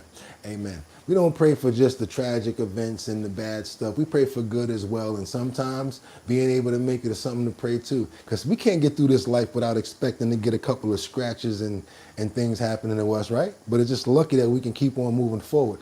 The way that you can determine someone's strength is how can they move while they're down. Sometimes people just, oh my God, I'm down. But that shows you where inside comes from. Sometimes you got to push through when it's really bad, Rebecca Lon Yen, because you know we got people over here that love you all the time and pray for you all the time. So anytime you're feeling down, you got family over here, Rebecca Lon Yen Bueno. That's right, out of nowhere, right? Because I think about you. They definitely do. Let's keep on moving forward over here where we got this, what are we going to do right now? Okay. Oh my God, why did he do this? We got another cuckoo for Cocoa Puffs stunted. He want to go have the nerve to tell somebody, oh, no. We're going to do this one right here. These 3 El Fulios decided to, I don't even want to say the word, probably was outside doing stupid stuff, mischievous teenagers, but they decided to take somebody's car and kidnap them. Let's go. I'm going to get right into this story right here where these 3 fools, they did something that they definitely wasn't supposed to do in Florida. And it always happens in Florida. Witnesses saying what they saw could have been right out of a movie, telling us they saw cash being thrown out the windows. Wow, police now identifying 3 suspects who have been arrested in this case. Local 10's Michaela Hightower live with new details just in Always, Florida never fails. And Chrissy, Eric, we have been following this story all morning long, wondering who it was inside of that white SUV that crashed. And finally, the puzzle pieces are coming together. Take a look at your screen right now. These are the mugshots of the 3 suspects arrested. This is Lamar Perry and Timothy Brown, both denied bond on. That's a rough one in the middle to look at. Lord have mercy. What is going on with your sunroof? And he look like he got some worms coming out his head with a I don't know what's going on over there. Kidnapping charges in bond court this morning. Meanwhile, the 3rd man arrested, Tracy Ross, has yet to learn if he will remain in jail while he awaits his initial court appearance. So here are the details, and it kind of fills in some of those blanks that we have been asking about all morning. Davie police say a 30-year-old Adonis Sevilla was at the McDonald's on State Road 84 when Tracy Ross and Lamar Perry took his cell phone, forced them into the car to get it back. They drove him to Fort Lauderdale, shoved him out, and beat him before he got away, and that victim calling 911. And this is where Fort Lauderdale police come into the picture, right? The officers later spotted the suspect's stolen car, which then sparked that chase into Pompano, and that is where we land back out here live at the scene, or the scene from that video. Again, reminds me, y'all gotta watch those little clips of Grand Theft Auto, the video game that they're playing right now. It seems like they're bringing the game to the street into real life. And I don't know what, like I'm saying, won't they give you a haircut when you go to jail? Fool, do something with your hair. They ain't got no afro pick or something. Pick all that naps out or something, put some water in there. I mean, something, cut it all off before you come outside looking like that. What's wrong with him? Like he had a tree on top of his head. damn thing had bushes on the side. Damn thing had bushes on the side and a slope on the top. What the hell, fool? Oh, no. Man, listen, get yourself together, man. Be coming outside looking like that. Got to be presentable. Man, listen, I told you Florida never fails to provide information for us to always look at something crazy. What we got going on over here in NYPD? I'm over here crying. This man, I don't know, this is one I wanted you guys to see about this fool over here threatening to pow the hospital up. And this is what I'm trying to say. How come people can get so far with doing crazy stuff? You got the dude you got another person, he done got all the way up in Alina Habba's office after coming in there with a bat. Then you got this fool right here, like, how are they able to get away with doing stuff for such a long period of blocks without, hey, we got this guy acting crazy over here, send the police. What's going on? Y'all talking about using video cameras and all of these walkie-talkies. None of that shit don't seem to work because y'all not using it properly. Come on, let me show y'all this one now. With more for us this This fool talking about he gonna pow the hospital up. morning. Good morning, Haley. Good morning, Christy. Let me tell you, it was definitely a bizarre and scary situation around 7 o'clock last night here on Madison Avenue. You can see everything is back to normal, though, this morning.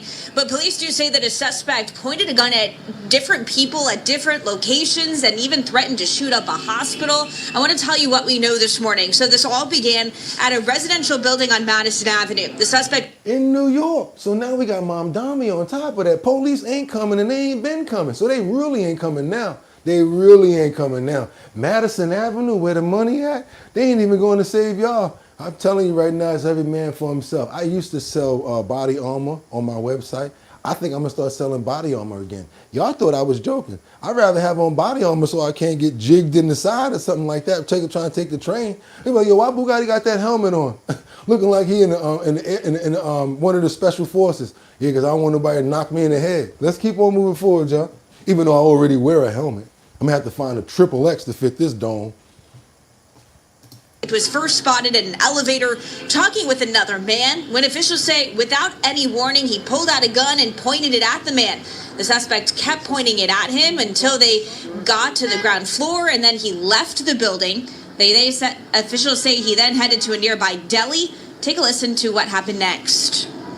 Who goes behind the counter and points a firearm at a deli worker standing behind the counter and says to him, "Call 911. I'm going down to the hospital to shoot it up." The individual steals the deli worker's phone and flees the location.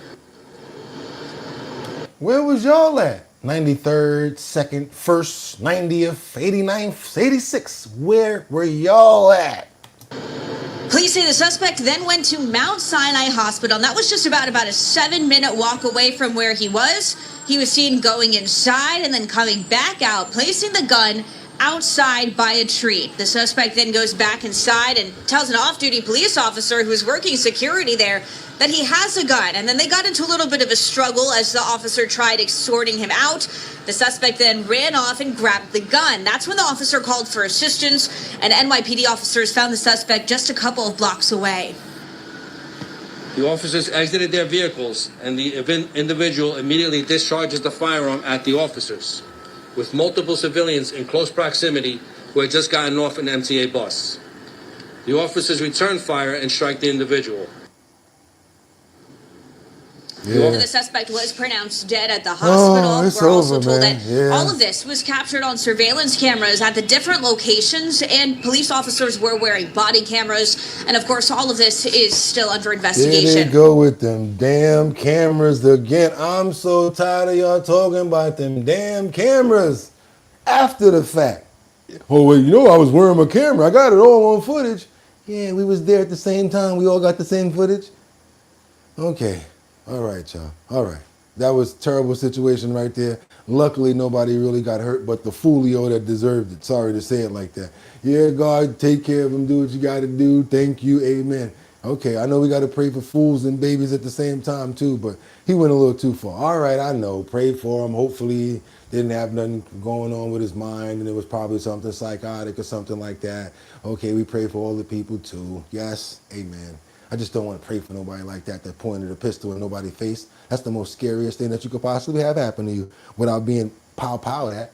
We're going to keep on moving forward over here because this dude right here, he made the wrong move with a ex-Houston Rockets player's sister. Yeah, I think he's an ex-Houston Rockets player, and he found out that his minor sister was with an 18-year-old boy, and he basically went over there and had a conversation with him. How any big brother would possibly do. But I'm sure he didn't realize, wait a minute, you mean to tell me your brother we used to play for the NBA? What do you mean he's in the NBA? How big is he? Yeah, exactly. Tonight we're learning more about Patrick Beverly's arrest. He's a former Houston Rocket. Here's what we know so far. Fort Bend County officials confirmed that Beverly was arrested today on a felony charge of family violence assault, specifically impeding breath and circulation. Impeding breath and circulation. Wonder what he did to that dude. Y'all heard the words, right? Impeding breath and circulation. And that his bond was set at $40,000. But just hours ago, his attorney sent a statement saying, quote, Patrick Beverly has no criminal record. He cares deeply about his little sister, a young lady, a minor. Given that, when he unexpectedly found her alone in the home with an 18-year-old man in the middle of the night, he was understandably concerned, as any brother would be, about his sister. Now, Beverly, who played with the Rockets between 2012 and 2017, And the brother looked kind of big. And I don't think I really want to get anybody like this hot, especially messing around with their little sister. Man, you lucky you're alive. Talk about impeding breath. You're lucky it didn't impede your heartbeat. Come on, let's keep going. And I got to give you kudos for that, brother. 40,000, so what? Protecting my little sister. There we go. To social media saying, quote, please don't believe everyone you see on the internet. Hope all is well. What somebody said? Do you guys read that last comment that we just got down there? He just stopped the what? He just stopped the what? He just stopped the adjetory. Exactly. Anybody in here mad at him for what he did? For impeding someone's breath after trying to do that to their little sister? I would probably impede their breath too. Come here for a minute. Looking like Bart. Yeah, exactly. Homer. Yeah, exactly. Yeah, I would, man, listen. Come on, y'all. We got to go on over to Connecticut. What we got this? We got these 3 New Haven officers that's going to trial in the case that left a man paralyzed. They're trying to find a way to get out of this because there was already 2 other officers that already pleaded and took lesser charges. For a plea deal rejected. 3 of the 4 officers still facing charges in the Randy Cox case will head to trial. Cox was paralyzed 3 years ago while in New Haven police custody. Matt McFarland is a reporter covering New Haven County.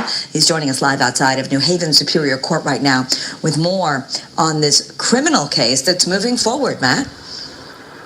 Hi there, Kara. Well, one former officer accepted that deal today that will avoid jail time. Another former officer did the exact same thing last week. The final 3, they said no, they're going to head to trial. Their attorneys say their cases are different and that they intend to clear their names. You understand that once I accept your plea, you can't take it back? Yes, sir. Former New Haven Police Sergeant Betsy Segee pleading guilty to reckless endangerment and accepting the state's offer of 60 days in jail suspended and a 6-month conditional discharge. She was the supervisor at the detention center the night Randy Cox was paralyzed back in June of 2022. Cox was handcuffed and in the back of a police transport van when Officer Oscar Diaz slammed the brakes to avoid a car pulling out, sending Cox head first into the van's doors. Oh my God. At the police station, he told officers he couldn't move, but they didn't believe him, pulling him out of the van by his feet, putting him in a wheelchair, and dragging him into a holding cell. 5 New Haven officers were arrested as a result, with Cox suing the city, the civil case being settled in the summer of 2023 for $45 million. Officer Ronald Presley retired before he could be fired and accepted the same deal last week. While Diaz was reinstated to the force by the State Labor Board back in January, today he, along with former officers Jocelyn Lavandiere and Luis Rivera, all rejected the state's offer, instead choosing to head to trial, where if convicted of reckless endangerment and cruelty to persons, they could be facing up to a year and a half in jail. Not everyone played the same role in what happened to Mr. Cox. Everybody feels really bad for Mr. Cox and what happened to him. It's a tragedy. But these officers, as will be established in court, had nothing to do with his injuries. They didn't exacerbate them. They didn't cause them. They didn't create them. Yeah, I think that's a pretty tough one right there, because I think, you know, it started from, you know, when he was in the vehicle and it happened in there, but they could have like talked to him a little more and seen if he was really hurt, because he's not like, he doesn't have like a seatbelt on or anything. So what's to say that he didn't get shuffled around in the back there? I put a box in the back of my truck, it's going crazy. So what's to say a person can't? Let's keep on moving forward, you guys. We got to get on over to this heinous crime where this man is charging graphic sexual assaults in Louisville. Let's keep on going. Just into the newsroom, LMPD arrested a man accused of holding women at knife point and forcing them into sex acts. Police say there are at least 2 separate victims. 25-year-old Huber Now, this is why I like to get these stories out, to make people aware that these people are caught, and if there's any other people that probably got probably hurt by this person, maybe they'll feel a little more comfortable about letting their word out. There's many different reasons why we always say hit the like button, and we're really trying to get as many people over here to be educated on what's going on here. Let's go. Yellow Aguilar is charged with sodomy, wanton endangerment, rape, assault, unlawful imprisonment, and menacing. He is accused of grabbing one victim by the hair and holding her at knife point, holding a knife to her throat while telling her to perform oral sex on him. In another case, he's accused of holding a woman at knife point and raping her. In both instances, he'd offered the victim rides, police say. SWAT, the air unit, and the fugitive unit coordinated to take him into custody earlier today. LMPD says the investigation remains active and there could be other charges. If you are a victim, police say, contact LMPD. Yeah, because you never know. This dude probably got other victims out there that's not feeling comfortable about what's going on. Yeah, I think I'm trying to get likes to get fame. No, I'm trying to get more information out to let more people know what's going on and put fat on their brain. Not likes to get fame, but fat on their brain. So let's keep on moving forward to Lehigh Acres, where this woman is accused of stealing oh my God. Oh man, let me go over here. I don't know what she was thinking about, why she thought that this was gonna work, but yeah, she thought that it would make sense to steal money from from credit card numbers to fund inmate accounts in Lee County Jail. So imagine somebody's in jail. He's already in jail. This fool is committing more crimes while he's in jail.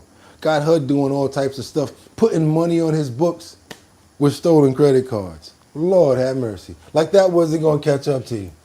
Breaking news right now at 5. A duo is accused of defrauding dozens of people in Lee County. Investigators say a woman stole credit card numbers to funnel money into the account of a jail inmate. This story is wild. Deputies say Veronica Reyes and Darnell Morgan, who's at the Lee County Jail, worked together for more than 2.5 years. When they searched Reyes' home, they found 1,600 Post-it notes with stolen personal information. At least 200 credit card numbers and $20,000 has been linked to this crime. Right now at 5, Gulf Coast News reporter Kendall Brandt is finding out how the scheme worked. 33-year-old Veronica Reyes was arrested yesterday after deputies say she collected personal information at her last job, stealing $20,000 from more than a dozen victims. The sheriff's office says Reyes had that private card information on Post-it notes. Having over 1,600 personal Post-it with information of inmates, information, ID numbers, and all the above. It shows us the level of deception and what they were doing. The sheriff says she funneled that information to Darnell Morgan. Morgan is an inmate here at the Lee County Jail. They say he was working inside the jail to get stolen bank account information to fund inmate accounts. One victim noticed fraudulent debit card charges from Oasis Management, the vendor that runs commissary services at the jail. That's a new one. Haven't heard that one before, but nothing surprises me anymore. James Lee, president of the Identity Theft Resource Center, says this story is a warning to always be careful when using your card. Because people can take that card away, you find instances where they actually copy down the information. They take a photo of it with their phone, and they use that either personally or they sell that information to other people. Both Lee and Sheriff Marcino say, Always look at your statements, always look at everything to see if there's any type of fraudulent activity or an unknown activity to please let our economic crime unit know that. I try to do it like at least once a week or once every 2 weeks. Just check my account to make sure I don't see any charges on there that I'm not supposed to, that's not supposed to be there. Because you know you might have a small charge that keeps on stinging you, and you're like you don't even notice it. And that's the way that they do it. Something like that. They might have $4 coming from here, $5 from here, but when you're doing that for 1,000, 2,000 people every month, got a pretty substantial amount of money that you got coming in, and you can hide that a little bit, you know what I'm saying? So you don't know what they was doing. And how this fool got the nerve to be sending money into the jail? Now you wind up, you're gonna stay there longer. Now y'all tell me that that wasn't stupid. Let's double tap that screen to get more likes up and get more people over here to know what we got going on. Let's get on over to this situation right here where this man was arrested in a high-speed chase. It ends in a highway crash. And this fool here, he kept on driving until his wheels blew out. I can't get mad at him for his determination, but he still got caught. Let's go, y'all. It was a wild scene through the Marquette interchange and kept on going into Racine County. All of this happening in the middle of the evening rush hour. Megan Lee walks us through the video and police audio of a high-speed chase for a wanted man. Wisconsin DOT camera shows us the moment when officers from multiple agencies ended an over 30-mile-long chase in Racine County Wednesday afternoon. Yes, multiple felony warrants for the driver. The pursuit started near I-43 and Hampton shortly after 4 p.m. You can see that white pickup truck driving on the shoulder with police following. Speeds are about 75. He is on the shoulder. Milwaukee police officers chased the driver southbound just as rush hour began in Milwaukee. Traffic's heavy here. According to the Racine Sheriff's Office, the man was wanted for multiple felonies and was armed and dangerous. Speeds are 95. You can see officers here getting close to the driver near I-94 and Drexel Avenue. However, at one point, officers say he picks up speed, reaching 100 miles an hour at one point. We still got eyes on him. He's gaining a little bit of distance on us. You can see here that the driver has one blown tire as another officer throws stop sticks from the median. He was not giving He up. then swerves and hits multiple cars, finally coming to a slow stop with his tires shredding off his truck. According to investigators, multiple firearms were found in his truck as they arrested him. Reporting for TMJ4 News, I'm Megan Lee. Let me tell you something. I know high-speed chases are probably something that they probably think that they're gonna get away from, but I've never seen many successful people get away from high-speed chases. I'm gonna be honest with you guys. I gotta be. Now let's get on over to this. You know how we do it. We always try to show some love to what? Our pitties. Here we got a pit bull, my favorite breed. That's right. He just loves when his grandpa comes over. You know I love the dogs, you guys. I know you love animals too. Let's show some love to the animals. Sent 5 Bugatti gift memberships. Thank you so much for Angels Among Us. 5 memberships right there, you guys. 5 gift memberships. Thank you so much, Angels, for more people getting more information from our show. Let's go. Pitbull has the cutest reaction to seeing his grandpa. Let me tell you something about dogs. When they really love you, they bring you their toys. And then when you take it, they feel like they really did something. Check this out, you guys. Let's go. Buddy, how are you today? Can I have the rabbit? Can I have that rabbit? Trade you a rabbit for that. It's a good trade, Hamlet. When Grandpa Bob is on his way over, Hamlet would wait on the porch, and when he hears or sees his car pull up, Hamlet's tail, I'm afraid it would turn him into a helicopter and he'd fly away. His ears go up and he's just ready for pets and cookies from Grandpa Bob. There you go.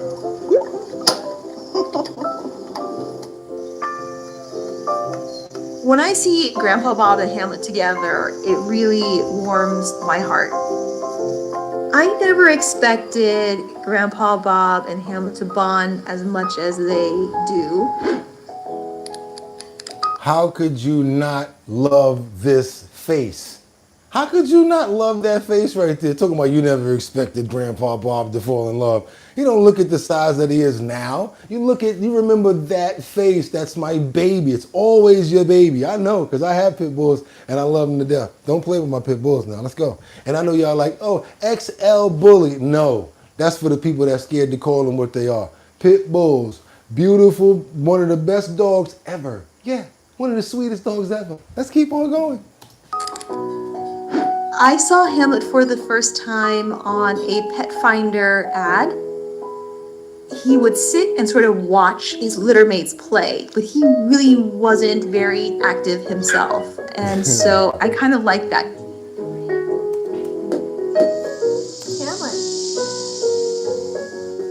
But I never thought he would have as much personality as he does today. Hamlet is 100% a toddler. Yes, he's a toddler in furry, four-legged form.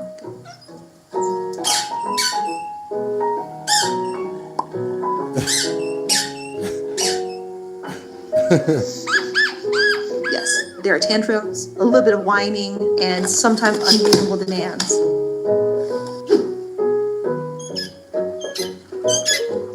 But he loves how Grandpa Bob doesn't have rules the way Mom has rules. Grandpa Bob is a little older and moves a little more slowly. When people do come over, Hamlet thinks they're all there to play with him. Come on, bring your toy, bud. Oh my gosh.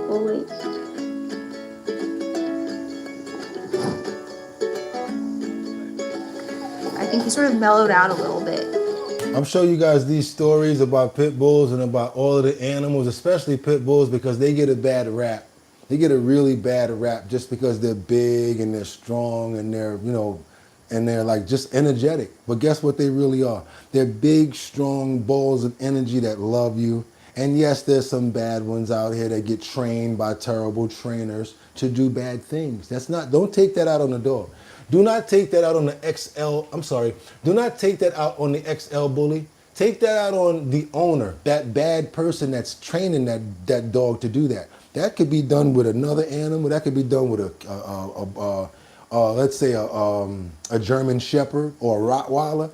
It's just that people are so intimidated by pit bulls, XL bullies, and they get that bad stick. So I am here to be an advocate for them for the rest of my days. That's one of my favorite dogs right there. I love him to death. Can't wait to start my sanctuary. So if you guys understand what I'm talking about and you're trying to make some money, hit that link in the description and fill out one of those surveys. We got about $650 worth of surveys in there. You guys will make some money and I'll make some money too. That's right, surveys right in the description right there. Fill them out, see if you guys can make some money. Also, you got a business, mobile lawn doctor. I don't know what you do. Are you a DJ? What do you do? Tell me what you do. And if you got a promo about it, send it over to us because we want to help you promote your business and get you more promotion out there as well. This is our bottom line where we share the platform and it's not just about me. So if you already subscribed to the channel or already a member and you got a business and you're trying to get it out there, send us over your promo in 1080 by 1080 size frame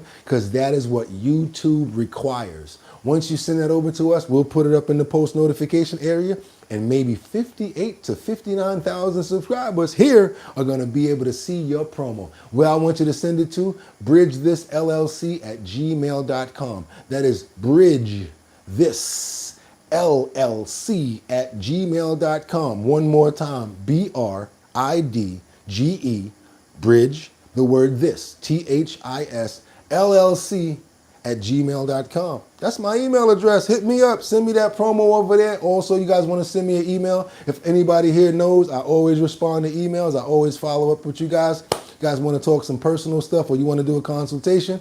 I'm all ears. So, you know what I'm saying? I'm always here for people. You know what I'm saying? I'm always here. And if you need a prayer, you always know that I'm going to put a prayer in the air. Also, I know you guys know I'm not stopping. I know you guys know it's not over. I know you guys know we about to keep it moving. I know you about to know I'm not staying sober. No, not when I drink that Big Drip Hard Punch, especially like at the event that we had yesterday. 14% alcohol by volume. We got the raspberry, grape, and lemon blend. It's a punch.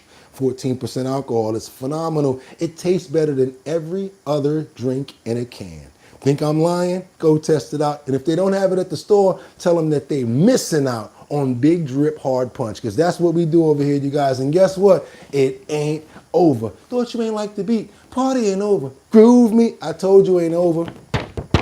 Show your talent search. We looking for locations in Brooklyn. Brooklyn's in the house. We got to get something going in Brooklyn. We got to come through there to show your talent, to see who we got out there. Yesterday we did Staten Island. No talent showed up. Whoop, whoop. Sorry, no talent. Nobody stepped up. So the check is still in the wallet, you guys. So, hey, we're going to try it at the next borough, which is Brooklyn. And that's what we're going to do, you guys. Brooklyn in the house. We're going to get our next location. And once we do, myself and DJ Don Dada, formerly of Black Ink Crew, are going to pull up on you guys in Brooklyn. And we're going to do what you do.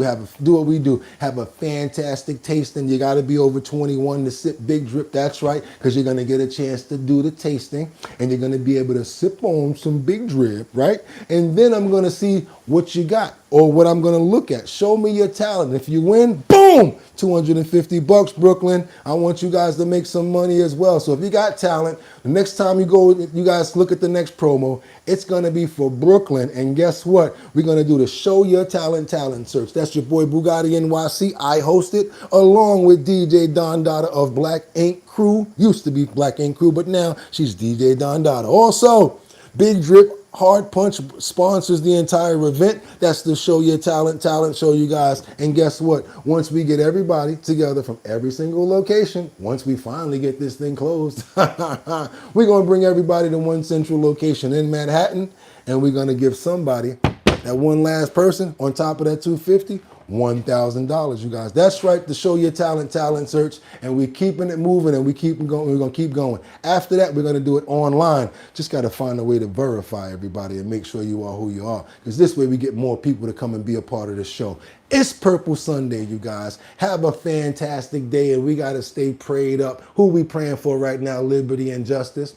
Also, we're praying for Terracon 703, Mark Dorfman, Rebecca Lanyan Bueno chiming in from Grand Rapids, Michigan. Who else we praying for? We got Jericho. We got Jacqueline. We got we got Nina up in the building, and we got Sky. We got Demonetized also. Mark Dorfman is in the building, and don't forget Kendra Walker. That's right, you guys. You know we can't forget her. We can't forget other people like what's that? Sam Champion always comes here every day during the week. Just want to make sure that people here that know that we still love them and we still pray for them even though they're not around. That's how you understand consideration. That's my definition of consideration. Somebody thinking about you when you're not even around. Amen, you guys. And with that being said, y'all could have went anywhere. But the fact of the matter that y'all came to chill with Bugatti on Purple Sunday, I hope y'all enjoyed. You should let me love you. Let me be the one to give you everything you want and need. Oh, baby, good love and some, yeah, you know how we do it over here. It's Our Bottom Line, the #1 show on YouTube from 6 until we're done. The #1 co-host and family in the super chat right there. It's your boy Bugatti NYC, and like I always tell you, y'all could have went anywhere. But the fact of the matter that you came here to chill with me on Purple Sunday, I appreciate you. So until tomorrow, Monday, get 'em!